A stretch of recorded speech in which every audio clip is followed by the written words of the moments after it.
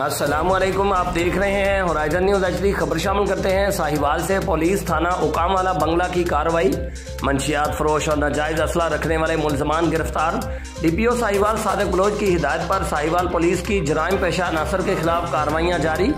SHO थाना उकामवाला बंगला जफर खान ने हमरा टीम कार्रवाई करते हुए एक कस शराब फरोश मुलजिम के कब्जा से 19 लीटर शराब और 2 कस मुलजमान के कब्जा से 2 पिस्टल 30 बोर बरामद करके मुलजमान के खिलाफ मुकदमा दर्ज कर लिए।